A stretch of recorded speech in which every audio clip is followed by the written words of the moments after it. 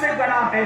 اللہ اکبر. اندازہ فرمائے تو عرس سب کا نہیں منایا جاتا بلکہ عرس انہی کا منایا جاتا ہے جن کی قبر جنت کے باغوں میں سے باغ بننے والی ہوتی ہے. اللہ اکبر. جن کو نم کنومت العروس کہہ کر کے جنت کے بستر دے کر کے جو ہے وہ قبر کے اندر سلایا جاتا ہے. اللہ اکبر. ہم نے کہاں تک سفر کیا؟ ہمارے سفر کے 6 مرحلے تھے، تقریباً 3 مرحلے ہم نے اپنے سفر کے طے کر لیے ہیں.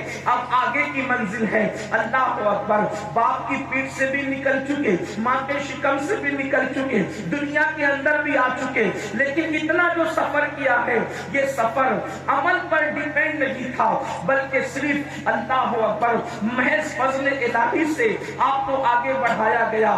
لیکن اب جو آگے کی منزل ہے وہ اعمال پر ڈیپینڈ کرتی ہے. آپ کے اعمال کیسے ہیں؟ اللہ اکبر. اگر اعمال اچھے ہیں تب تو آپ کی قبر جنت کے باغوں میں سے باغ ہوگی، اور اگر اعمال اچھے نہیں ہیں تب تو جہنم کے گڑھوں میں سے گڑھا ہوگی. اب آپ کو خود طے کرنا ہے کہ قبر میں آپ کو جہنم کے تپتی ہوئی انگاروں پر لیٹنا ہے یا آپ کو جنت کے بستر پر لیٹنا ہے. یہ کسی خطیب کی خطابت نہیں بلکہ قرآن کا اعلان ہے. ان الابرار لفی نعیم وان الفجار لفی جحیم. نیکوں کے لیے جنت ہے اور نافرمانوں کے لیے جہنم ہے، فاسق و فجار کے لیے جہنم ہے. اللہ اکبر. اب آئیے آپ کو بتاؤں جن کی قبر جنت کے باغوں میں سے باغ ہوتی ہے، اللہ کے رسول صلی اللہ علیہ وآلہ وسلم فرماتے ہیں قبر جو ہے تا حد نگاہ کشادہ کر دی جاتی ہے. ہاں وہ قبر جس کو انسان 2 گز زمین سمجھتا ہے، چھوٹی سی جگہ سمجھتا ہے، وہ چھوٹی سی جگہ نہیں ہوتی. یہ میرے اللہ کی شان ہے. وہ چاہے تو سوئی کے ناکے میں کروڑوں دنیا کو بسا سکتا ہے. وہ اللہ قبر کو کتنی کشادہ کر دیتا ہے، تا حد نگاہ کشادہ کر دیتا ہے. اور اللہ کے رسول صلی اللہ علیہ وآلہ وسلم ارشاد فرماتے ہیں اللہ قبر کے اندر باغ لگا دیے جاتے ہیں، سبزے اگا دیے جاتے ہیں، اور انسان اس پہ چہل قدمی کرتا ہے، انسان اس پہ آرام کرتا ہے، انسان اس پہ راحت کا سانس دیتا ہے. بلکہ اللہ اکبر جس کو جنت کے بستر پر سلایا جاتا ہے کس شان سے وہ سوتا ہے، حضور کا جلوہ دیکھ کر کے آنکھیں بند کرتا ہے. اللہ اکبر. کوئی کہہ رہا ہے 100 سال بیت گئے، کوئی کہہ رہا ہے 500 سال بیت گئے، کوئی کہہ رہا ہے 1000 سال بیت گئے، کوئی کہہ رہا ہے 2000 سال بیت گئے. لیکن اللہ اکبر اس حسن کی سرمستیاں کیا ہے؟ اللہ اکبر اس حسن کامل کی سرمستیاں کیا ہے کہ انسان ان کو دیکھ کر کے آنکھیں بند کرتا ہے. اور جب انسان کو قیامت کے دن اٹھایا جائے گا تو اس کو ایسا لگے گا جیسے میں رات کو سویا تھا اور صبح کو میں بیدار کر دیا گیا. اتنی قبر کی طویل مدت جو ہے ایک رات میں سمٹ آئے گی. بلکہ اللہ اکبر وہ رسول اعظم کا حسن دیکھ کر، آقا کا جمال دیکھ کر ایسی مستی میں سوئے گا کہ وہ تو اٹھنا ہی نہیں چاہے گا. لیکن ان شام کو فرشتے یہ کہہ کے اٹھائیں گے چلو قبر میں جس کو دیکھ کر کے سوئے تھے اب محشر میں وہی جلوہ گری کرنے کے لیے آیا ہے. تو شام میں اٹھیں گے. پیر نصیر الدین نصیر نے اس کا نقشہ بڑا خوبصورت کھینچا ہے. کہتے ہیں قبر کی نیند سے اٹھنا کوئی آسان نہ تھا، قبر کی نیند سے اٹھنا کوئی آسان نہ تھا. ہم تو محشر میں انہیں دیکھنے آئے ہوئے ہیں. ہم تو محشر میں نعرہ تکبیر، اللہ نعرہ رسالت، زندہ باد زندہ باد. یہ بھی کیا خوبصورت منظر ہے کہ انسان کی قبر اللہ اکبر جنت کے باغوں میں سے باغ. یہ کس کے لیے ہے؟ جنہوں نے اپنی زندگی اللہ کی نافرمانی میں نہیں گزاری، جنہوں نے اپنی زندگی رب کو ناراض کر کے نہیں گزاری، جنہوں نے اپنی زندگی گناہوں میں نہیں گزاری. آپ تصور کریں حضور کے جلوے کو، بلکہ میں تو لوگوں کو کہتا ہوں عاشقوں، ہمارے نزدیک مدینے جانے میں اتنی خوشی نہیں ہوتی جتنی مر جانے میں ہوتی ہے۔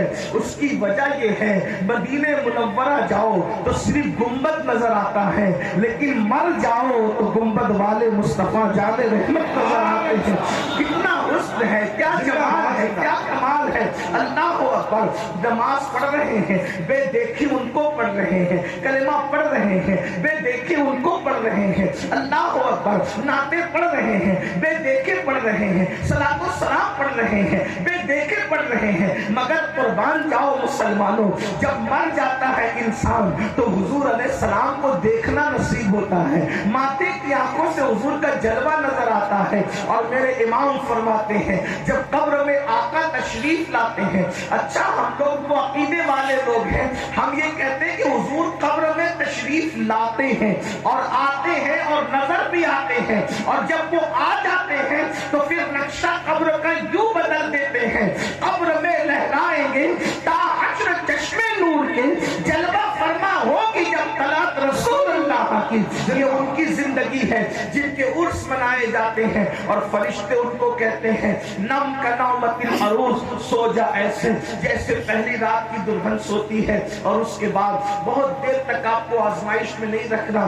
آپ پہلے خطابات سن چکے، رات کافی ہو چکی، اس لیے میں اپنا وقت بہت شارٹ کرتے کرتے اور اختصار سے کام لیتے ہوئے اب آگے کی طرف دوسرے رخ کی طرف بڑھتا ہوں۔ یہ تو نیکوں کی قبر ہے، یہ تو ابرار کی قبر ہے، یہ تو عاشقان رسول کی قبر ہے، یہ تو اللہ رسول کے فرما برداروں کی قبر ہے، لیکن ایک دوسرا رخ بھی ہے، اللہ اکبر، فاسقوں کی قبر، فاجروں کی قبر، نافرمانوں کی قبر، اللہ رسول کی نافرمانی کرنے والوں کی قبر، دین کو پیٹ کے پیچھے ڈالنے والوں کی قبر، جرائم کرنے والوں کی قبر، راتیں اللہ کی نافرمانیوں میں گزارنے والوں کی قبر۔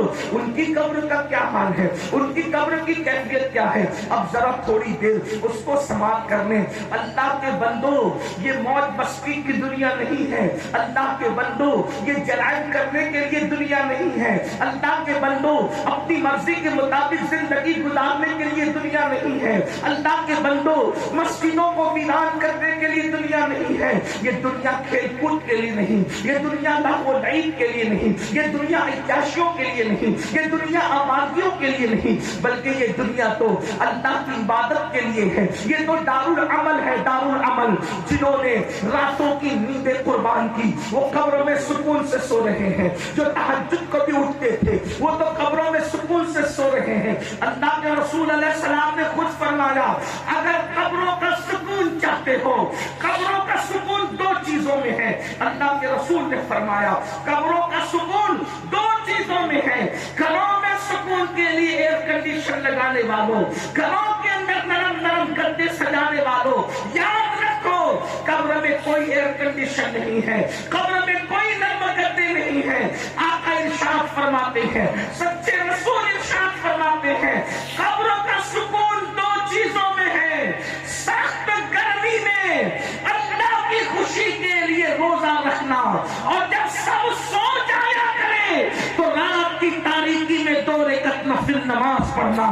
جو یہ 2 کام کرتا ہے اللہ اس کو قبر میں سکون کی نیند عطا کرتا ہے، اس کو چین کی نیند عطا کرتا ہے۔ لیکن اللہ اکبر، میرے وہ بھائی جو دنیا کی رنگریلیوں میں، دنیا کی موج مستیوں میں، دنیا کے اندر غافل ہو گئے، اب آئیے ذرا دوسرا رخ قبر کا کیا ہے۔ وہ لوگ جو نافرمان ہیں، وہ لوگ جو گناہ گار ہیں، وہ لوگ جو اللہ رسول کی نافرمانی کرتے ہیں، میرے اور آپ کے آقا و مولا خاتم النبیین، قائد المرسلین، سید العالمین محمد رسول اللہ صلی اللہ علیہ وآلہ وسلم ارشاد فرماتے ہیں ان کی قبر میں جب نکیرین آتے ہیں جن کو منکر نکیر کہتے ہیں۔ منکر نکیر کون؟ وہ 3 سوال کرنے کے لیے جو فرشتے قبر میں آتے ہیں۔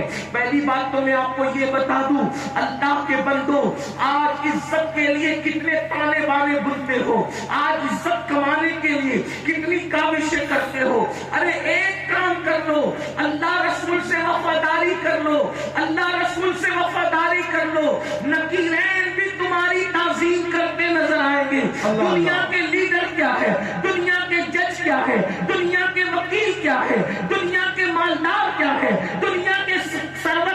کیا ہے؟ اللہ اکبر، فرشتے بھی تمہاری تعظیم کریں گے، نکیرین حضور سے وفا کر لو۔ میرے امام کہتے ہیں نکیرین کرتے ہیں تعظیم میری، نکیرین کرتے ہیں تعظیم میری، فدا ہو کے تجھ پہ یہ عزت ملی ہے۔ حضور سے وفا کر دو فرشتے بھی، ورنہ جو لوگ اللہ رسول کی نافرمانی کرتے ہیں، آقا علیہ السلام فرماتے وہ نکیرین، اچھا فرشتے بھی قبر میں آتے ہیں، کس شکل میں آتے ہیں، تھوڑا اس کو سن لیں، غور کر لیں۔ اللہ اکبر، سب سے پہلی چیز تو یہ ہے کہ جب انسان کو مرنے کے بعد قبر میں رکھا جاتا ہے تو اس کے لیے بہت دشوار گھڑی ہوتی، بہت کٹھن گھڑی ہوتی، اس لیے کہ اس کی ساری زندگی کا سرمایہ ایک سیکنڈ میں ختم ہو گیا۔ جتنا مال کمایا تھا سب دوسروں کا ہو گیا، گھر بھی دوسروں کا ہو گیا، بیوی بچے بھی قبر تک لا کر کے چھوڑ کر کے واپس جائے۔ انسان کو اس وقت جتنا دکھ ہوتا ہے، جتنی تکلیف ہوتی ہے، اتنی تکلیف انسان کو کبھی نہیں ہوتی، مگر اس وقت انسان صرف یہ حسرت کرتا ہے کاش ان بے وفاؤں سے دل لگانے کی بجائے میں نے اللہ سے دل لگایا ہوتا، لیکن اس وقت پچھتانے سے کام نہیں چلتا۔ میرا مال کے چکر میں کیا کیا کرتا ہے انسان، کسی کو قتل کر رہا ہے مال کے چکر میں، کسی کی عزت اچھال رہا ہے مال کے چکر میں، حرام اور حلال کی تمیز نہیں کر رہا ہے مال کے چکر میں۔ میرے بھائیوں، وہ کٹھن گھڑی آپ کو بھی آنی ہے، ہمیں بھی آنی ہے، ہم سب کو آنی ہے۔ کون سی وہ منزل ہے؟ قبر میں جب انسان کو اتارا جاتا ہے اور جب برگے لگا دی جاتی ہیں، اس کی قبر بند کی جاتی ہے، آقا علیہ السلام فرماتے ہیں اتنا اندھیرا ہوتا ہے کہ ایک ہاتھ کو دوسرا ہاتھ سجھائی نہیں، ایک ہاتھ کو دوسرا ہاتھ سجھائی نہیں دیتا۔ اللہ کے رسول صلی اللہ علیہ وآلہ وسلم فرماتے ہیں اور جب پہلا امتحان انسان کا ہوتا ہے وہ یوں کہ اس کے پاس دو فرشتے آتے ہیں اور ان کی صورت اللہ کے رسول نے بتائی، فرماتے سر کے جو بال ہیں وہ زمین پر لٹکتے ہیں، ان کے وہ گھنے سے بال، ایسے اندھیرے میں سوچو، ایسے اندھیرے میں اپنے کمرے میں اگر ہلکی سی آواز بھی آئے تو دل تھرانے لگتا ہے، دل جو ہے وہ بے چین ہونے لگتا ہے، کوئی گھر میں نہ ہو تو اکیلے اپنے گھر میں کتنا ڈر لگتا ہے۔ میرے بھائیوں سوچو، اللہ اکبر، وہ اندھیری سی قبر جس میں اندھیرا ہی اندھیرا، تاریکی ہی تاریکی، سب چھوڑ کر کے چلے گئے۔ آقا ارشاد فرماتے ہیں سر کے بال ان کے زمین سے لگتے ہیں، زمین تک لٹکے ہوئے ہوتے ہیں، اور ان کی آنکھیں دیگ جتنی بڑی بڑی ہوتی ہے، دیگوں کی طرح، دیگ کتنی بڑی ہوتی ہے، دیگ، دیگچیاں نہیں فرمائی بلکہ فرمایا دیگوں کی طرح بڑی بڑی آنکھیں، اور بیل کے دانتوں، بیل کے سینگوں کی طرح ان کے دانت، جیسے بڑے بڑے بیل کے سینگ ہوتے ہیں اتنے بڑے بڑے ان کے دانت، اور وہ ناخن ان کے لوہے کے ہوتے ہیں، وہ دانتوں سے اور ناخنوں سے زمین کو چیرتے ہوئے قبر میں آتے ہیں۔ اور اللہ کے رسول علیہ السلام فرماتے، ترمذی شریف کی حدیث ہے، ایک ایک انسان کی قبر میں 70 اژدہیں ہیں۔ یہ ترمذی شریف، یہ کوئی کہانی قصہ نہیں، حقائق ہے، حقائق ہے۔ اس منزل سے گزرنا ہے۔ فجر کی نماز میں بستر پر پڑے رہنے والوں کو سوچنا چاہیے، حلال و حرام میں تمیز نہ کرنے والوں کو سوچنا چاہیے، جوا کھیلنے والوں کو سوچنا چاہیے کون کہہ رہا ہے، تمہارے اور میرے سچے رسول فرما رہے، جھوٹ بولنے والوں کو سوچنا چاہیے۔ صاحب ترمذی لکھ رہے ہیں 70 اژدہے ایک ایک قبر میں، اور اتنے زہریلے، اللہ کے رسول صلی اللہ علیہ وآلہ وسلم فرماتے ہیں ایک ایک اژدہا اتنا زہریلا ہے کہ اگر وہ زمین پر پھونک مار دے، زمین پہ پھنکار دے تو قیامت تک اناج کا دانہ کبھی پیدا نہ ہو، اتنے زہریلے وہ، ایسے ایسے 70 اژدہے انتظار کرتے ہیں قبر میں ایک انسان کا۔ میرے بھائیوں ذرا سوچو، آج ہم آخرت کو بھلا بیٹھے، آج ہم قبر کو بھلا بیٹھے، آج ہم میدان محشر کو بھلا بیٹھے۔ ایسا لگتا ہے کھانا پینا، بال بچوں میں رہنا اور سونا اور ٹی ویاں دیکھنا اور فلمیں دیکھنا اور ڈرامے دیکھنا اور گندی پکچریں دیکھنا اور کانوں میں ایئر فون لگا کر گانے سننا، بلکہ استغفر اللہ، آج کل تو عورتوں سے ناجائز اور حرام تعلقات قائم کرنا، ناجائز تعلقات قائم کر کے انہی میں گم رہنا۔ کبھی اپنی قبر کا سوچا، کبھی اپنی قبر کا خیال کیا، بلکہ بڑی معذرت کے ساتھ خانقاہ کا مجمع ہے، اس لیے کھل کر بات کرنے میں کوئی حرج نہیں، آپ حق سننے کے متحمل ہے اس لیے کہہ دوں۔ بلکہ آج کل تو آپ کا تصور یہ ہے، ارے مولوی صاحب چھوڑو یار، ایسی باتیں ڈرانے کی نہ کرو، ذرا کوئی جنت کی بات کرو اور ذرا جنت کی بشارتیں دو۔ آپ نے ایسے مولوی کو کیوں اٹھا کر کے لایا جو ہمیں قبر کی بات کر رہا ہے؟ آپ تو یہ ایسے بندے کو بھی لائیے نا جو کہے انوار میاں کا چہرہ دیکھ لو اور مفت میں جنت میں داخل ہو جاؤ، امین القادری کا چہرہ دیکھ لو اور مفت میں جنت میں داخل ہو جاؤ، ناظم صاحب کا چہرہ دیکھ لو اور مفت میں جنت میں داخل ہو جاؤ۔ میں کہتا ہوں میں سیاست کرنے نہیں آیا، میں عبادت کرنے آیا ہوں۔ اور یاد رکھنا، یہ جو آپ کو دھوکے باز لوگ کہتے ہیں اس کا چہرہ دیکھو جنت میں جاؤ، اس کا چہرہ دیکھو جنت میں جاؤ، کبھی ان کا دامن پکڑ کے پوچھو جن کے چہرے دکھا کر تم ہمیں جنت بانٹ رہے ہو مفت میں، کیا وہ لوگ بھی جنت میں جائیں گے؟ اس کی کوئی گارنٹی ہے؟ آپ کے پاس اس کا ثبوت ہے؟ میرے آقا علیہ السلام کے دیوانوں، ہم امید کر سکتے ہیں، بڑے سے بڑے باپ کا بیٹا صرف امید کر سکتا ہے، باقی اگر اللہ نہ چاہے تو کسی کا خاتمہ ایمان پر نہیں ہو سکتا۔ اگر اللہ چاہے تو اللہ کی شان ایسی سب کا خاتمہ ایمان پہ ہو سکتا ہے۔ اللہ اکبر، وہ اللہ ہے، اگر وہ چاہے تو کتے کو جنت میں ڈال دے، اور اگر وہ نہ چاہے تو نبی کے بیٹے کو بھی جہنم میں ڈال دے، یہ ہم جانتے ہیں۔ اس لیے میرے بھائیوں، آخرت کی تیاری کرو، قبر کی تیاری کرو، وہ منزل بڑی کٹھن ہے۔ آپ کیا سمجھتے ہو، اللہ کے رسول جن کے لیے جنت بنی ہے، جن کے تلووں کے دھون سے جنت کا رنگ اور روغن پاتا ہے، جب میرے آقا قبرستان تشریف لے جاتے اور کسی میت کو دفن کیا جاتا، حضور اتنا روتے کہ حضور کی داڑھی آنسوؤں سے تر ہو جاتی۔ آپ پڑھے لکھے لوگ ہو، سمجھدار لوگ ہو، اچھے سے سننے والے لوگ ہو، دماغ سے کام لو، سوچو، 2-4 آنسوؤں میں داڑھی نہیں بھیگتی، اور حضور کی داڑھی ہم لوگوں کی داڑھی کی طرح ایسی چھوٹی موٹی نہیں تھی۔ حضور علیہ السلام کی داڑھی بہت گھنی تھی، ایسی گھنی تھی کہ یوں لگتا تھا جیسے چاند کو بادل نے گھیرا ہوا ہے، اتنی گھنی سی داڑھی تھی۔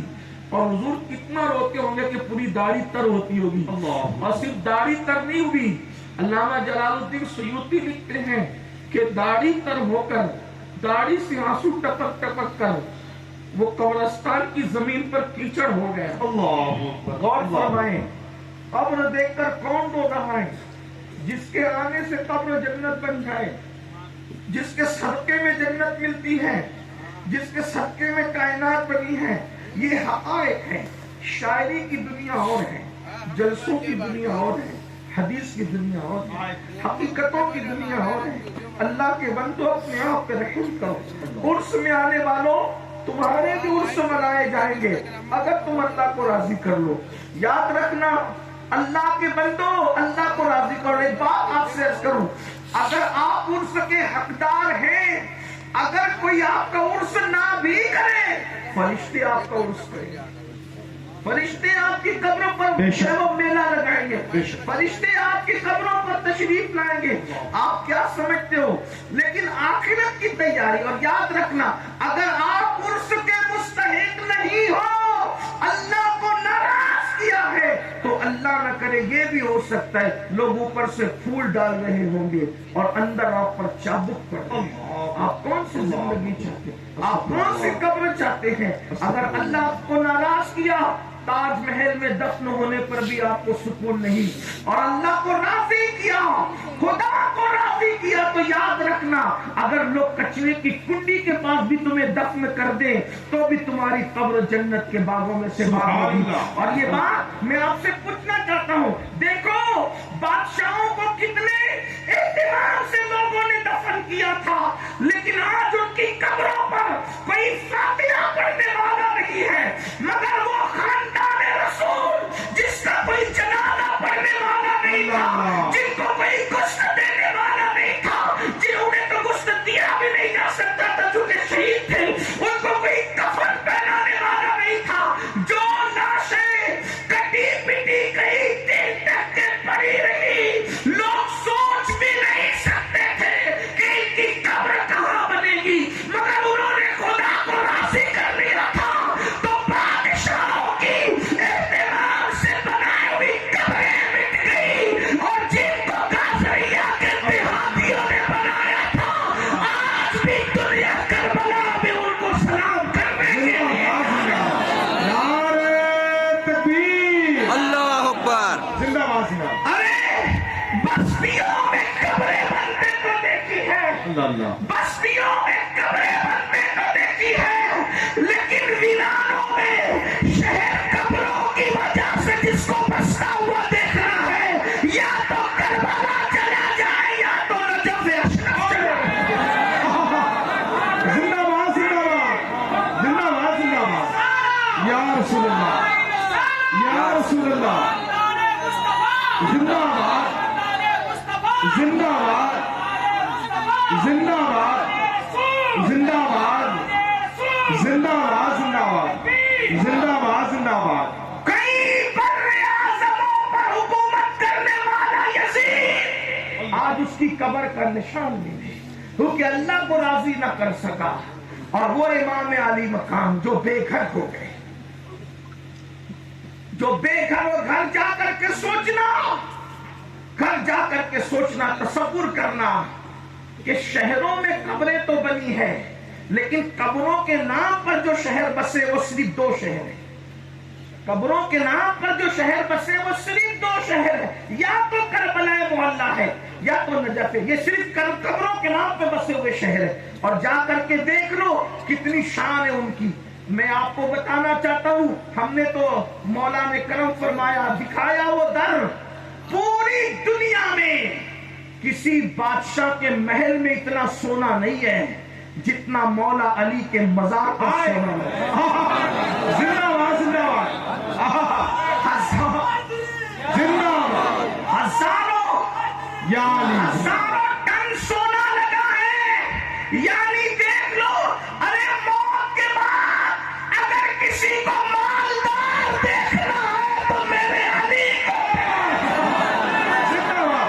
नारे तकबीर, नारे रिसालत, अज़मते मौलाए कायनात, नारे तकबीर, नारे रिसालत। जिंदाबाद जिंदाबाद। मौत की लज्जत चक्कर मालदार कौन रहता है, लेकिन हजारों टन सोने के गुंबद के नीचे जो आराम कर रहा है वो वलियों का बादशाह, जा करके देखो। लेकिन जिस दिन दफन किए जा रहे थे उस दिन तो बहादुर बेटे भी इस कदर बज़ाहिर मजबूर थे कि कब्र किसी को बता भी न सके, कब्र बता भी न, कब्र का निशान मिटा दिया। बेटों ने बाप के कब्र का निशान इस खौफ से मिटा दिया कि अली के दुश्मन इतने हैं कि हम कब तक पहरा देंगे। बाद में ये आकर के कब्र खोल करके मौला अली के जिस्म अक़दस की कहीं तौहीन न करें, कहीं बेअदबी न करें। लेकिन क्या शान है, आज देखो जिसकी कब्र छुपाई गई थी 24 घंटे में 1 मिनट भी उसकी कब्र इंसानों से खाली नजर नहीं आती, इतनी भीड़ है, ताका बंधा हुआ है। अंदाजा फरमाए, वजह सिर्फ अल्लाह की रजा। मेरे आका अलैहिस्सलाम के प्यारे दीवानों, کیا ہمارے لیے عبرت نہیں ہے؟ اللہ اللہ، حاکموں کی قبریں مٹ گئی، حاکموں کی قبریں مٹ گئی، مالداروں کی قبریں مٹ گئی، جن کی قبروں پر لوگوں کو لانے کے لیے پروپیگنڈے کیے گئے، آج ان کی قبروں پر کوئی کھڑے ہونے تیار نہیں ہے، اور جن کی قبروں کے نشان مٹائے گئے تھے آج ان کا نشان مٹ رہا ہے۔ اللہ اللہ، ارے جن کے بیٹوں کے نام پر اتنی بھیڑ جمع ہو جاتی ہے ہندوستان میں، کیا کہہ رہے ہیں؟ زندہ باد زندہ باد۔ صاحب مزار تو علی کا بیٹا ہے نا، جن کے بیٹوں کے نام پر اتنے لوگ یہاں آ جاتے ہیں، ان کے بابا کے مزار پر زندہ باد زندہ باد۔ بات اللہ کی رضا کی، اللہ کے بندو، اللہ کی رضا کی بات ہے۔ تو اللہ کے رسول علیہ السلام فرماتے ہیں ایک ایک قبر میں 70 اصغر، اور ان کی ایک ایک کی طاقت اتنی کہ پھنکار میں صرف قیامت تک اناج نہ پیدا ہو زمین کے اوپر۔ لوگ ہیروشیما اور ناگاساکی کے زہریلے بموں کی بات کرتے ہیں، جدید دور کی ٹیکنالوجی نے ان کے زہر کے خاتمے کی پوری کوشش کی اور بہت حد تک کہ وہ کامیاب نظر آ رہے ہیں، لیکن اللہ کے بنائے ہوئے وہ زہریلے اژدہے اور یہ 5-6 فٹ کا وجود بہت اچھا لگتا ہے گناہ کرتے ہوئے قبر میں انتظار کرنے آپ۔ تاش کے پتے کھیلنے میں بہت مزہ آتا ہے، قبر میں انتظار کرنے آپ۔ کانوں میں ایئر فون لگا کر وہ گندے اور فحش گانے جو انسان کے نفس کو ابھارتے ہیں، نفسانی خواہشات کو اللہ اکبر چھیڑ چھاڑ کرتے ہیں، وہ تمہارا انتظار کر رہے ہیں۔ برا مت ماننا، میں نہیں، آپ کے اور میرے رسول فرما رہے ہیں اس منزل پہ جانا ہے، سب ڈال دیں گے، چھوڑ کے چلے جائیں۔ مال میں ملاوٹ کر کے بیچ رہے ہو وہ انتظار کر رہے ہیں، عورتوں پہ پاک کی نظر ڈالتے وہ انتظار کر رہے ہیں، گندی فلمیں دیکھ رہے وہ انتظار کر رہے ہیں۔ بلکہ یہ تو 70 کے علاوہ ایک اور اژدہا ہے جو بالکل الگ ہے۔ میں تو لوگوں کو کہتا ہوں کہ کاش کہ ہم لوگوں کو نمازی بنانے میں اگر کامیاب ہو جائے تو میری قوم کامیاب ہو جائے۔ اس کی وجہ یہ ہے کہ جو نماز پڑھے اس کو کامیابی کی ضمانت قرآن نے عطا کی ہے۔ اس میں ایک اژدہا ہے الگ سے، یہ 70 کے علاوہ الگ ہے۔ آقا فرماتے ہیں اس کا نام شجاع الاقرع ہے، اور وہ شجاع الاقرع 70 سال کی مسافت اتنا لمبا ہے، یعنی 70 سال میں جتنی لمبائی میں گھوڑا دوڑاؤ گے اتنا لمبا وہ اژدہا ہے۔ آقا فرماتے ہیں ایک دن کی مسافت اتنے اس کے ناخن ہے، اس کی آنکھوں سے آگ برستی ہے، اور وہ ایک ڈنک کسی کو مار دے تو 70 گز انسان زمین کے اندر دھس جائے۔ ایک ڈنگ پر 70 گز انسان زمین میں دھسے گا۔ صحابہ نے پوچھا آقا یہ کس کو مارے گا؟ آقا فرماتے وہ بے نمازیوں کو مارے گا۔ اور کتنا مارے گا آقا؟ آقا فرماتے ہیں وہ خود کہے گا قبر میں میرا نام شجاع الاقرع ہے، اور تو نے فجر نہیں پڑھی تو میں تجھے ظہر تک ڈسوں گا، ظہر نہیں پڑھی تو عصر تک، عصر نہیں پڑھی تو مغرب تک، مغرب نہیں پڑھی تو عشاء تک، عشاء نہیں پڑھی تو فجر تک۔ اور آقا فرماتے ہیں قیامت تک اس کو اسی طرح ڈسا جاتا رہے گا۔ قیامت کس کو کہتے؟ قیامت تک 60-70 سال کی زندگی پائی اور قیامت تک ڈسے جاؤ گے۔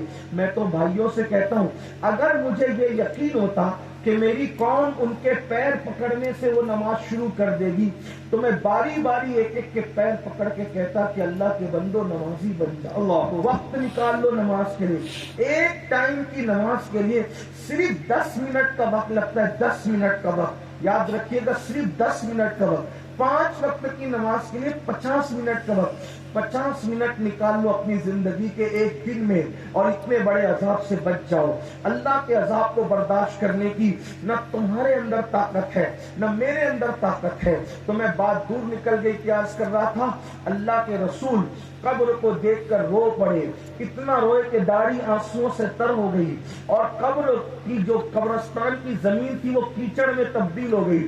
صحابہ نے آقا کو روتے دیکھا، اس کی ہمارے ماں باپ آپ پہ قربان، آقا آپ کیوں رو رہے ہیں؟ تو آقا نے قبر کی طرف اشارہ کر کے کہا اس قبر کی تیاری کر لو، اس قبر کی تیاری کر لو، یہ اندھیرے کا، سانپ اور بچھوؤں کا گھر ہے، اللہ یہ دکھوں کا گھر ہے، یہ آخرت کی پہلی منزل ہے۔ اگر تم نے اس میں کامیابی حاصل کر لی تو آخرت تمہاری کامیاب ہے، جو اس میں پھنس گیا آخرت اس کے لیے بہت مشکل ہے۔ کون کہہ رہا ہے؟ شافع یوم النشور کہہ رہے ہیں، شفیع المذنبین کہہ رہے ہیں۔ میرے بھائیوں، آسان نہیں ہے جو ہم نے سمجھ رکھا ہے کہ سب چلتا ہے مولانا، بلکہ بات آپ کو کہوں، اللہ اکبر، اللہ اگر عذاب قبر دینا چاہے تو حضور کے دور کے لوگوں کو بھی اللہ نے عذاب میں مبتلا۔ سب سے بہترین انسان کون ہے؟ حضور کے دور کے لوگ، حضور کے دور بتائیں آپ، اللہ اکبر، انہوں نے اللہ کے رسول کو دیکھا۔ لیکن یہ بات میں اپنی طرف سے کہوں تو آپ کو برا لگ سکتا ہے، لیکن آپ شرح الصدور امام سیوطی کی کتاب اٹھا کر کے دیکھیں۔ امام سیوطی جیسے بزرگ خاتم الحفاظ میں لکھا ہے، اور وہ بھی کیسے لوگ حضور کے دور کے ایک جوان، اللہ کے رسول علیہ السلام اس کو زکوٰۃ وصول کرنے بھیجتے تھے، زکوٰۃ کا پیسہ جمع کرنے بھیجتے تھے۔ ایک دن اللہ کے رسول جنت البقیع میں گئے، توجہ کریں، جنت البقیع میں، اور بقیع میں جانے کے بعد اللہ کے رسول علیہ السلام کے ساتھ جو صحابی تھے، حضور نے فرمایا اس طرح کی آواز حضور نے نکالی۔ انہوں نے سوچا حضور مجھے کچھ کہہ رہے، اب تجھے نہیں کہہ رہا ہوں، یہ جو قبر کے اندر ہے نا اس کو کہہ رہا ہوں۔ حضور آپ اس سے کیا کہہ رہے ہیں؟ فرمایا اس کو پہچانتا تھا، میں نے اس کو زکوٰۃ وصول کرنے کے لیے بھیجا تھا۔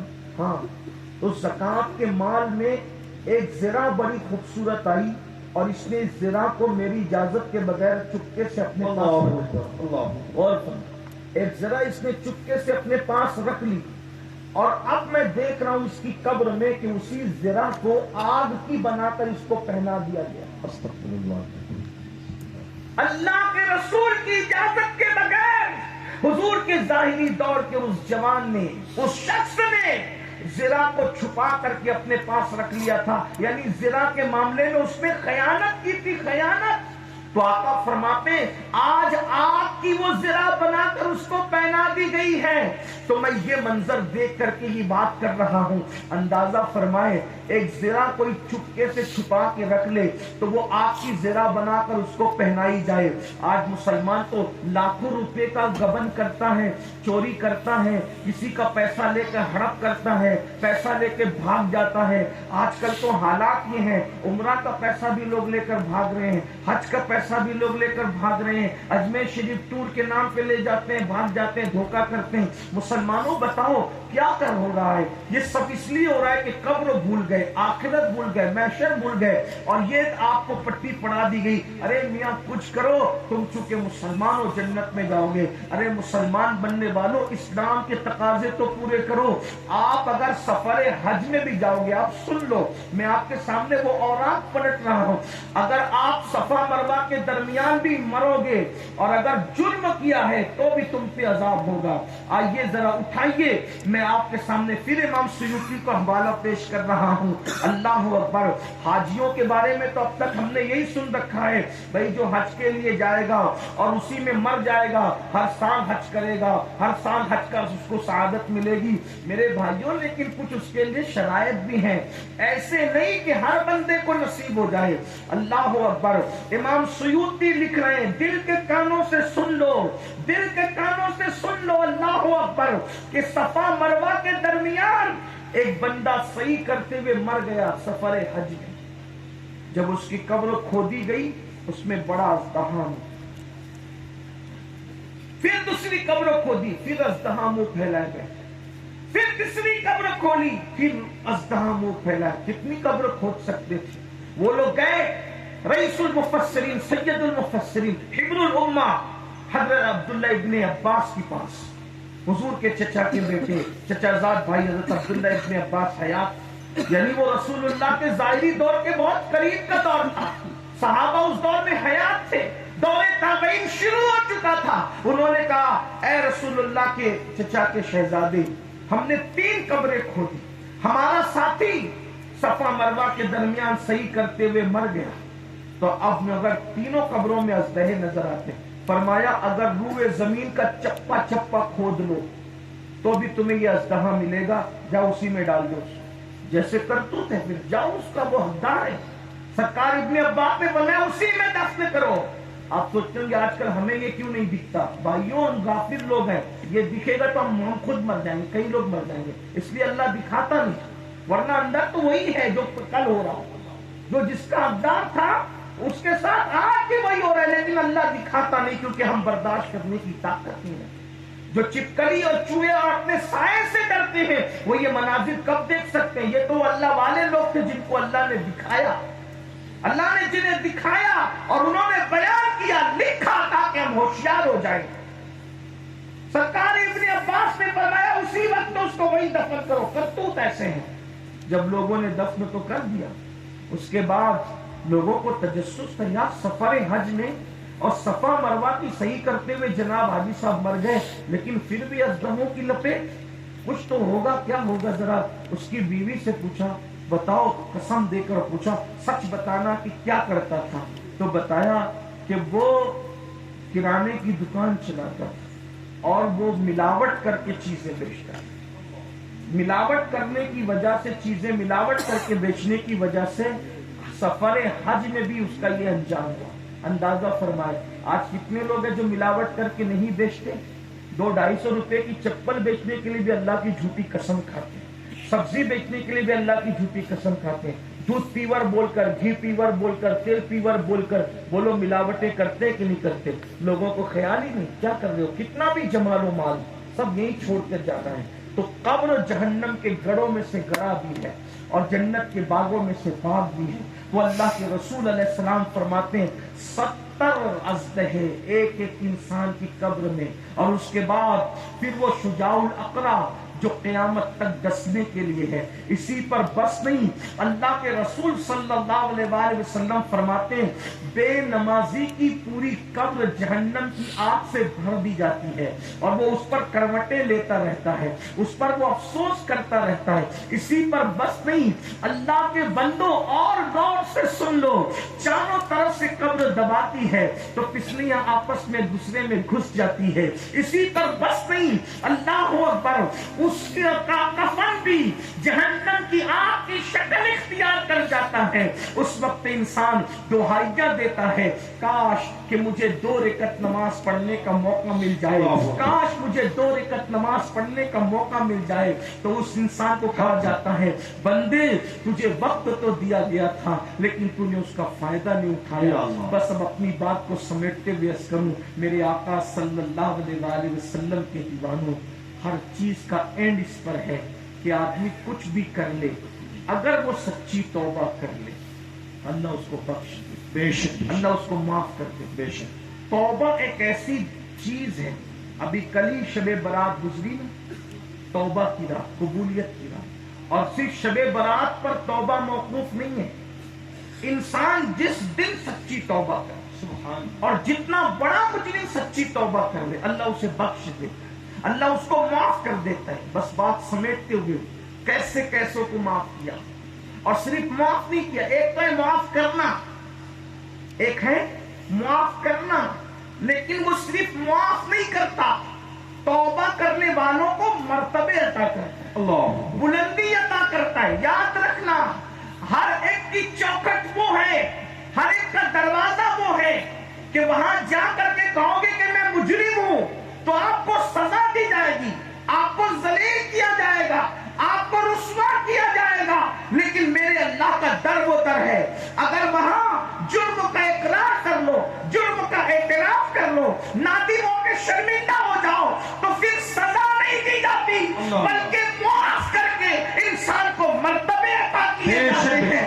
آئیے گفتگو کو اینڈ کرتے ہوئے صوفیہ کی کائنات سے ایک پھل یا ایک پھول میں آپ کے دلوں کے دروازے پہ پیش کرنا چاہتا ہوں۔ کہتے ہیں اللہ اکبر، سب سے بڑا جرم کون سا مانا جاتا ہے؟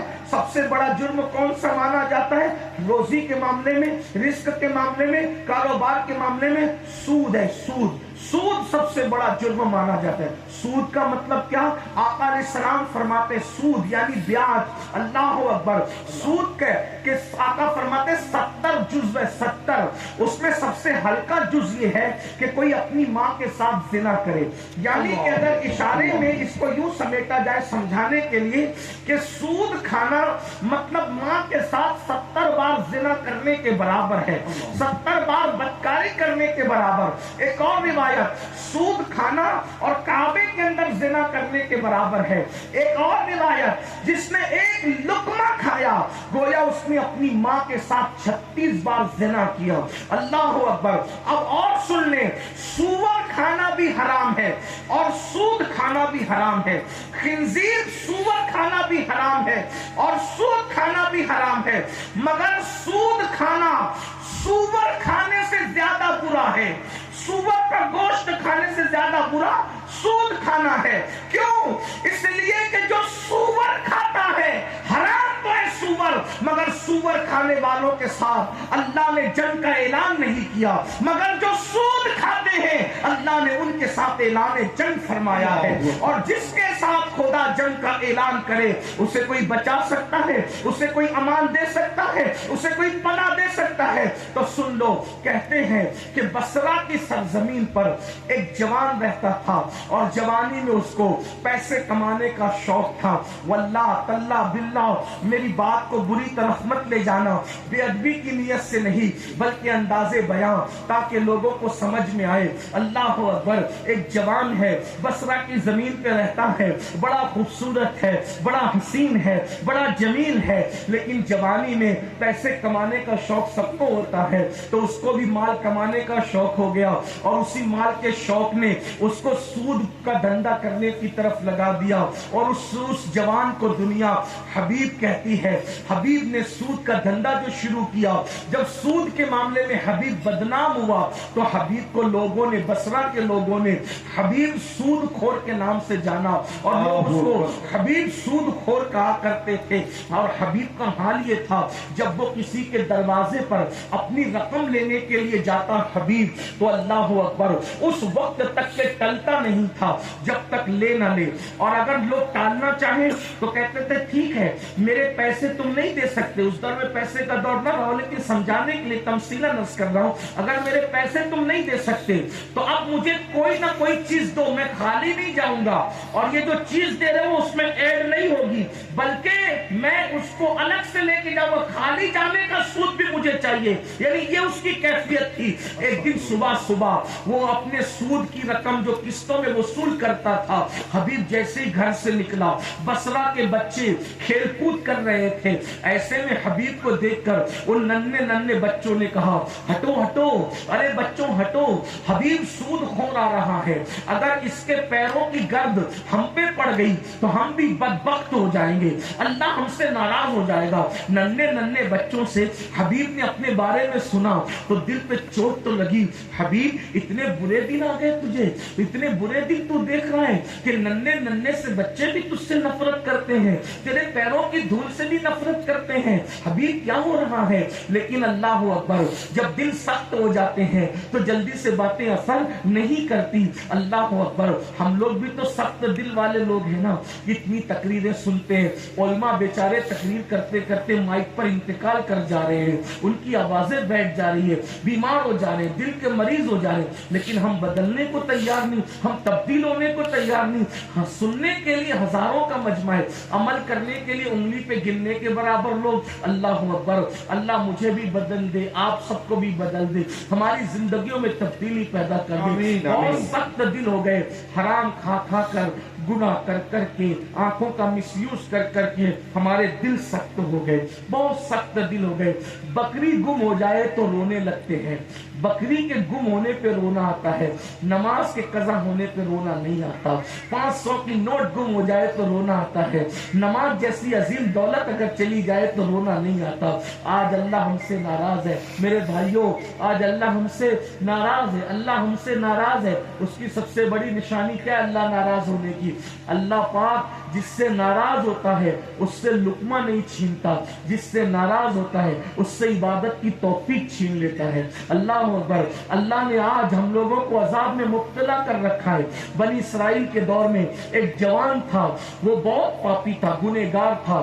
جب اللہ کے نبی نے کہا نا کہ گنہگاروں کو اللہ عذاب دیتا ہے عذاب، تو اس نے گھمنڈ اور غرور کے نشے میں کہا مجھے تو اللہ کوئی عذاب ہی نہیں دیتا، دیکھو میں مال کما رہا ہوں اور مجھے کوئی بیماری بھی نہیں ہے، کوئی تکلیف بھی نہیں ہے، دیکھو دیکھو مجھے کوئی عذاب نہیں ہے، یہ نبی کیا کہہ رہے ہیں؟ تو اللہ کے پیغمبر نے اس کی مولا یہ تو میرا مذاق اڑا رہا ہے اور کہتا ہے مجھے اللہ نے کوئی عذاب نہیں دیا۔ اللہ نے فرمایا اس سے پوچھو جا کر کیا کبھی اس کو اللہ کے خوف سے رونا آیا ہے؟ کیا کبھی اس کو اللہ کی محبت میں رونا آیا ہے؟ جب اس سے پوچھا گیا اس نے کہا نہیں، میں تو کبھی نہیں رویا اللہ کے لیے۔ تو اس پیغمبر نے کہا اس سے بڑا اللہ کا عذاب کیا ہو سکتا ہے کہ اللہ نے تیرے دل کو سخت کر دیا، اللہ نے تیرے دل میں سختی پیدا کر دی۔ اپنے آپ میں ڈوب کر کے سوچو، 500 کی نوٹ گمنے پہ رونے والوں، بکری کا بچہ گمنے پہ رونے والوں، دوستوں کی جدائی میں رونے والوں، ہیرو ہیروئن کی جدائی کے مناظر فلم میں دیکھ کر رونے والوں، غزلیں سن کر رونے والوں اور سیریل دیکھ کے رونے والوں، اللہ کے لیے رونا نصیب نہیں،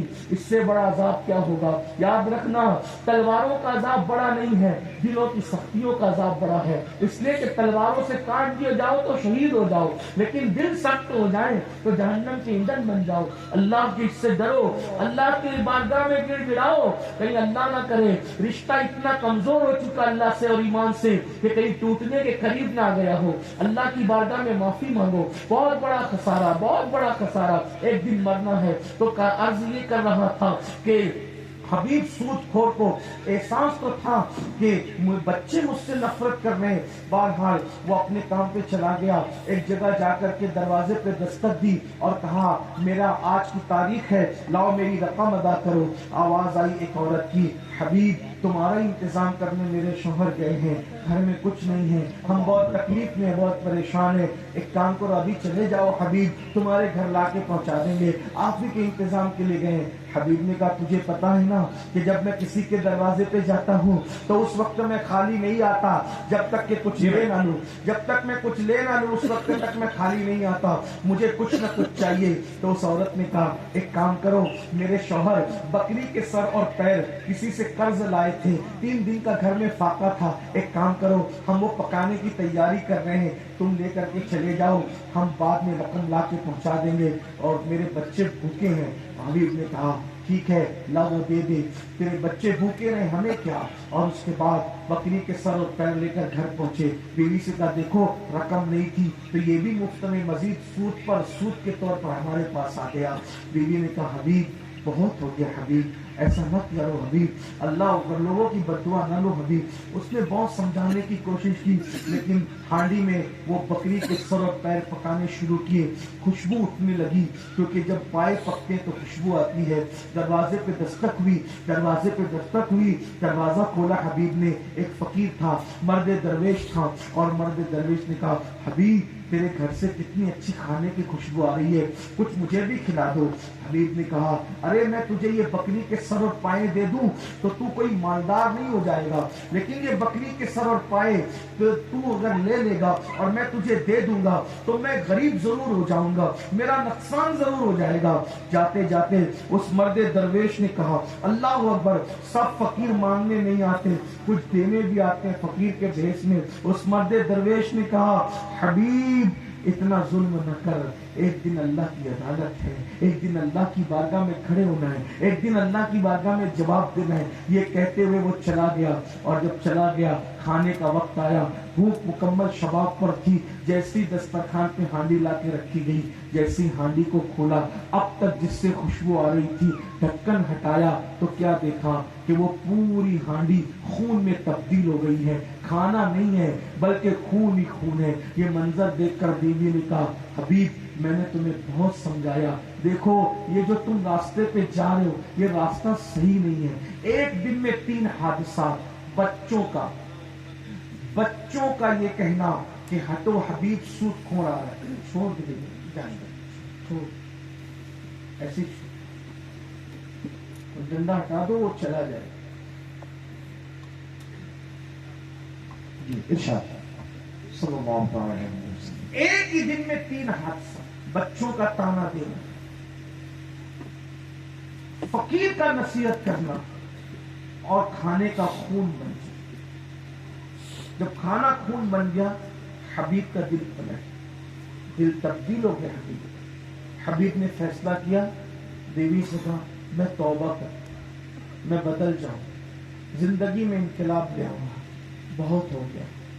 بچے تانا دیتے ہیں، فقیر دروازے پہ بھیک مانگنے آتے ہیں، نصیحت کرتے ہیں، ہمارے گھر کی ہانڈیاں خون میں تبدیل ہوتی ہیں، کیا یہ زندگی ہے؟ میں نے بدلنا ہے۔ اور دیکھو اللہ کا در، اتنا بڑا جرم والا معاملہ، اور توبہ کی نہیں ہے، توبہ کرنا۔ اللہ فرماتا ہے جو میری طرف چل کر آتا ہے، میری رحمت اس کی طرف دوڑ کر کے۔ بے شک بے شک۔ حبیب نے یہ فیصلہ کیا کہ میں نے توبہ کرنی ہے، لیکن چونکہ اس دور کے لوگوں کا ذہن تھا توبہ کرنا تو کسی اللہ والے کے ہاتھ پہ کرے، کیونکہ پھر اللہ مجھے نہیں دیکھے گا، اللہ اپنے دوستوں کو دیکھ کر اس کے صدقے مجھے بخش دے گا۔ تو سوچا کس اللہ والے کے پاس جاؤں اور اس کے ہاتھ میں ہاتھ دے کر کے توبہ کروں۔ فوراً خیال آیا، حبیب ارے تو ہے بڑا خوش نصیب، بصرہ میں رہتا ہے، اور بصرہ کی سرزمین پر امام حسن بصری جیسا امام موجود، جو مولا علی کے مرید اور خلیفہ ہیں، اتنا بڑا امام موجود ہے۔ انہوں نے سیدھا امام حسن بصری کی خانقاہ کی راہ لی۔ جیسے ان کی خانقاہ میں گئے تو مجمع لگا ہوا تھا، امام حسن بصری پاک خطاب کر رہے تھے، اور ایسے پورا سر خطیب تھے امام حسن بصری کہ مولا علی فرمایا کرتے تھے بصرہ میں جب تک حسن بصری موجود ہے میں کسی کو خطاب کرنے کی اجازت نہیں دیتا۔ فرمایا سب کے منبر اٹھا دو سوائے حسن بصری کے، حسن بصری کو یہ حق ہے کہ وہ لوگوں کو واعظ کیا کرے، نصیحت کیا کرے۔ امام حسن بصری اپنی خانقاہ میں خطاب کر رہے تھے۔ ایسا نہیں ہوتا کہ جب مجمع بھر جاتا ہے تو کچھ لوگ کھڑے رہ کر کے سنتے، جیسے وہ ہمارے بھائی لوگ کھڑے ہو کے سن رہے، تو مجمع میں جگہ نہیں تھی، کچھ لوگ کھڑے تھے خانقاہ کے اندر۔ امام حسن بصری اپنی دھن میں اللہ کی رضا کے لیے کہتے تھے لوگوں توبہ کر لو اللہ بخش دے گا، توبہ کر لو اللہ بخش دے گا، توبہ کر لو اللہ بخش دے گا۔ پھر فرمایا ارے تم اتنے بڑے گنہگار نہیں ہو جتنا حبیب سود خور گنہگار ہے، اگر واللہ حبیب سود خور جیسا آدمی بھی توبہ کر لے انشاءاللہ اللہ اس کو بھی بخش دے گا۔ حبیب وہاں کھڑے رونے لگے، یا اللہ میں اتنا برا، اتنے بڑے بڑے ولی لوگ مجھے عبرت کے طور پہ لوگوں کو پیش کر رہے، لیکن توبہ کی نیت تھی، برا نہیں مانا۔ آگے آئے، کہا اے بزرگ یہ جو جملہ آپ نے کہا ایک بار اور کہہ دو ذرا، یہ جو آپ نے جملہ کہا۔ امام حسن بصری نے ابھی تک ان کو دیکھا نہیں تھا، پہچان جان کچھ اس لیے کہ ان کی دنیا الگ تھی، ان کی دنیا الگ تھی۔ تو کیا ہوا؟ وہ کہا کہ ایک بار بزرگ یہ جملہ کہو۔ آپ نے ان کے کہنے پہ کہا، اگر میرے آپ جیسا کوئی ہوتا تو ناراض ہوتا، یہ کوئی مشاعرہ ہے کہ مقرر ارشاد، لیکن کہا ایک جملہ پھر کہیں۔ آپ نے فرمایا لوگوں تم حبیب خور سے، حبیب سود خور سے بڑے گنہگار نہیں ہو، اگر تم توبہ کرو گے تو اللہ بخش دے گا، بلکہ حبیب سود خور بھی توبہ کرے اللہ اس کو بھی بخش دے گا۔ پھر قریب آئے، آ کے کہا یہ جملہ ایک بار اور کہہ دے۔ کہا واللہ اللہ اتنا قریب ہے کہ آج کی تاریخ میں اگر حبیب سود خور بھی توبہ کرے اللہ اسی وقت قدم پکڑ لے۔ اگر اللہ حبیب کو بخش دے گا حسن تو آپ گواہ رہے حبیب نے آج توبہ کر لی۔ آج حبیب نے توبہ کر، کون ہو تم؟ نہیں تو حبیب سود خور ہوں، توبہ کری۔ حضرت توبہ کری، جتنا مال سود سے کمایا سب کو واپس کروں گا، اور جو جن کو نہیں جانتا اس کے بارے میں جو حکم شرع اس پر عمل کروں گا، سود کی ایک کوڑی بھی نہیں رکھوں گا اپنے پاس، سب میں دے دوں گا، جس کا جو حق ہے اعلان کرتا ہوں۔ توبہ کی، اسی وقت امام حسن بصری نے ان کو مرید کرنے کے بعد اب سکون تھا زندگی میں، مال میں جو سکون نہیں ملا تھا آج حبیب کو توبہ کے بعد وہ سکون ملا۔ اور یاد رکھنا میری قوم کے جوانوں، یہ جو حرام کمانے والوں کو دیکھ کر کے تم ترستے ہو نا، ان کی کاریں، ان کا یہ، ان کا وہ، حالانکہ ہر کار والا حرام نہیں کماتا، لیکن جن کو دیکھتے ہو حرام کمانے پر کاریں گے وہ، واللہ وہ نیند کی گولیاں لے کر بھی سکون سے نہیں سو پاتے، اور تم بھوکے پیٹ بھی سکون سے سو جاتے۔ حلال کھانے والوں کو بجلی چلی جائے تب بھی سکون کی نیند آتی ہے، ریگزاروں پر بھی نیند آتی ہے۔ کسی کہنے والے نے کہا ہے کہ سو جاتے ہیں فٹ پاتھ پہ اخبار بچھا کر، مزدور کبھی نیند کی گولی نہیں کھاتے۔ کیوں؟ اس لیے کہ جو حلال کماتے ہیں ان کو ہر جگہ سکون کی نیند آتی ہے، اور حرام کمانے والے نرم نرم گدوں پر بھی چین سے سو نہیں پاتے۔ اس لیے کسی کا ظاہر مت دیکھو، ورنہ ان کی زندگی میں جھانک کے دیکھو۔ یہ جتنی اداکار ہیں، انا فلا فلا فلا، یہ جتنے لوگ آپ کو نظر آ رہے، نام نہیں لیتا اس لیے کہ ان کے دلوں کا بھی مجھے خیال ہے، میں ان کے بھی دل دکھانا نہیں چاہتا، کیونکہ وہ بھی انسان ہے، لیکن کماتے حرام ناچ کر، سٹے کے دھندے کر کے، جوئے کے دھندے کر کے، لوگوں کی گردنیں کاٹ کے، سفید کپڑے بھلے ہی پہنے، چین بھلے ہی پہنے، زیورات بھلے ہی پہنے، سونے کی انگوٹھیاں بھلے ہی پہنے، کانوں میں بھلے ہی گھومے، کچھ بھی کر لے، فلائٹوں میں سفر کریں، لیکن ان کی لائف جا کر کے جھانک کر کے دیکھو، اندر سے سکون نہیں ہے۔ خدا کی قسم، جو سکون تمہیں ہے حلال کمانے والوں، حرام کمانے والوں کو نہیں ہے۔ یہ بہت بڑی نعمت ہے جو بادشاہوں کو بھی میسر نہیں، جسے سکون کہتے ہیں۔ اور ایک بات کہہ دوں، حلال کمانے والے زمین کے اوپر بھی سکون سے سوتے ہیں، زمین کے اندر بھی سکون سے سوتے ہیں۔ حرام کمانے والوں کو نہ اوپر سکون ہے نہ امام حسن بصری کے ہاتھ میں توبہ کی، سکون ملا، اور اس کے بعد روتے دھوتے گھر کی طرف گئے۔ اب بھی وہ بچے کھیل رہے تھے، اب بھی تو بچوں نے کہا ہٹو ہٹو، حبیب اللہ کا حبیب بن کر، سبحان اللہ سبحان اللہ، حبیب اللہ کا حبیب بن کر کے آ رہا ہے۔ حبیب رو پڑے، یا اللہ صبح کو یہ کہا، وہ دور پہ سوشل میڈیا کا دور تو تھا نہیں، اللہ اکبر، لیکن کہا مولا تیری بھی کیا شان ہے، ادھر توبہ کی، ادھر لوگوں کے نزدیک تو نے محبوب بنا دیا، بچے کے درمیان محبوب بنا دیا۔ پھر کہا اب تو بدلوں گا تو اور شان سے بدلوں گا، اور سب چھوڑ چھاڑ کر امام حسن بصری کے قدموں میں پڑ گئے۔ پھر کیا ہوا پتہ ہے؟ امام حسن بصری نے ان کو خلافت دی، اور اسی حبیب کو دنیا حضرت حبیب اجمی کہتی ہے۔ اور یہ حبیب اجمی کون ہے؟ مولا علی کے خلیفہ کے خلیفہ، مولا علی کے مرید کے مرید۔ اور یہ کون ہے حبیب اجمی؟ توبہ کے بعد مرتبہ کیا ملا؟ غوث پاک کے پیروں میں بھی آتے ہیں، غریب نواز کے پیروں میں بھی، سبحان اللہ سبحان اللہ، تینوں سلسلوں کے پیروں میں آتے ہیں، نقشبندی سلسلے کے پیروں میں بھی ہے، چشتیوں کے پیروں میں بھی ہے، قادریوں کے پیروں میں بھی ہے۔ اللہ اکبر، یہ شان ہوئی پھر حبیب کی۔ لیکن ان کو کیا کہتے تھے؟ اجمی۔ اب کیا شان ہوئی وہ سن لو۔ توبہ کس نے کرائی؟ یاد ہے آپ کو؟ کس نے توبہ کرائی؟ بولے سب مل کے بولے، کس نے کرائی؟ امام حسن بصری نے، ہے نا۔ اور امام کیوں کہتے ہیں؟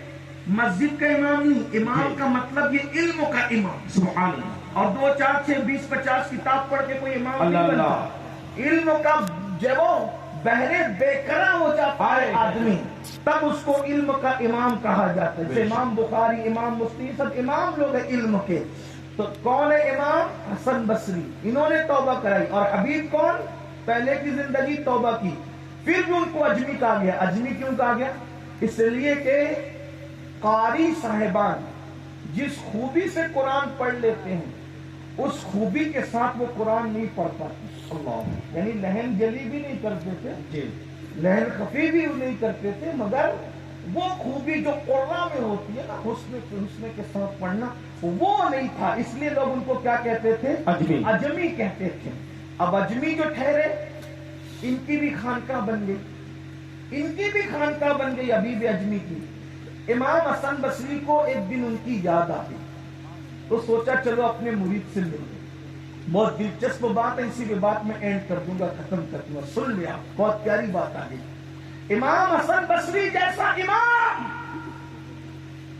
جو قرآن کو بڑی خوبی سے پڑھنا جانتا ہے، علم میں بے مثال ہے، مولا علی کے ڈائریکٹ مرید و خلیفہ ہیں۔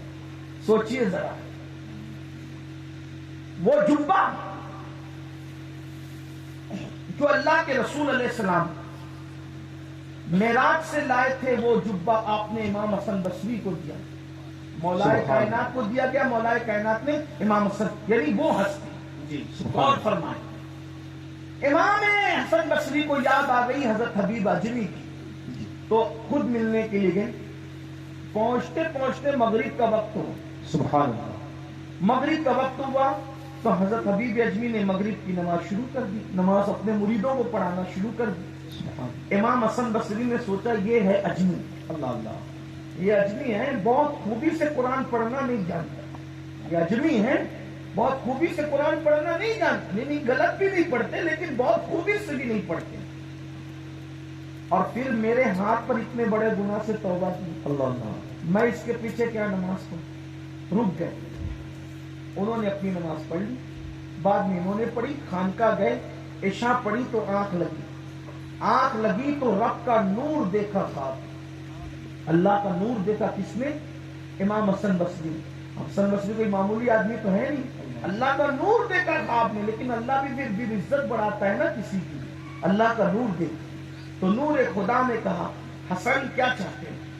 حسن بصری کہتے ہیں ایک ہی خواہش ہے, جتنی عبادتیں کی ہے سب قبول کی. ایک ہی خواہش ہے, جتنی عبادتیں کی ہے سب قبول کر لے اور تو راضی ہو جا. تو جواب ملتا ہے حسن تمہیں موقع تو دیا تھا, تم نے اس کا فائدہ نہیں اٹھایا. تمہیں موقع تو دیا تھا, تم نے فائدہ نہیں اٹھایا. کب موقع ملا؟ آج ہی مغرب میں تو تجھے موقع دیا تھا نا. حبیب اجمی کے پیچھے نماز پڑھ لیتا تو جو چاہ رہا ہے وہ سب کچھ تجھے نصیب ہو رہا. زندہ باد, زندہ باد, زندہ باد. غور فرمائیں. نعرہ تکبیر. اللہ اللہ اللہ. توبہ کرنے والا کس مقام پہ پہنچ گیا کہ توبہ کرانے والے کو کہا جا رہا ہے. سبحان اگر تو اللہ. اس کے پیچھے 3 رکعتیں پڑھ لیتا تو جو تم اس سے طلب کر رہا ہے بے طلب سب کچھ تجھے. سبحان اللہ. یہ میرے اللہ کی شان ہے. تو جو بندہ توبہ کرتا ہے اللہ اس کو یہ مقام عطا کرتا ہے. ہم بھی خانقاہ میں آئے, سچی توبہ کر لیں, اپنے آپ کو بدل لیں, اپنے آپ کو تبدیل کر لیں. اللہ پاک سب سے پہلے مجھے آپ سب کو سچی توبہ کی توفیق عطا فرمائیں.